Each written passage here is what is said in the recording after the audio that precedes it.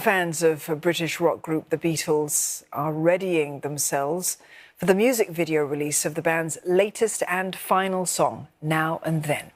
It will include the earliest ever footage of the group in leather before they rose to fame in their signature smart suits. The official clip is also Oscar-winning director Peter Jackson's first foray into music videos. Stuart Smith has more for us from London.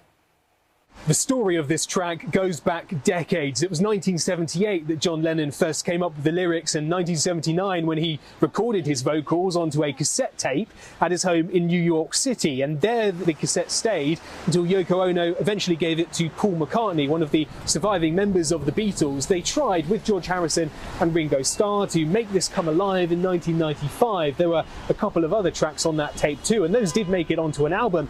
But this track just had too many flaws. There were John Lennon's piano playing in the background, there were electrical noise on the tape as well, and all sorts of disturbances that meant the single could not come from this cassette tape alone. But in the 2020s, the technology finally advanced enough that machine learning and artificial intelligence could be used to extract John Lennon's vocals. When he heard it, Paul McCartney said that was an extremely emotional moment. Vocals so clear, like he was there in the room with them. And so Ringo Starr added his drums, Paul McCartney added his guitar, and the Beatles took backing vocals from previous singles and made this final song. And it will be the final one, according to Ringo Starr, because there are simply no other unused cassette tapes out there, no other vinyls with interesting music on there that isn't already publicly released. So the final single for the Beatles, over 50 years since they broke up, being released. Here was the reaction to that when the British airwaves played a new Beatles song for the first time since 1995. It was wonderful, and to hear them all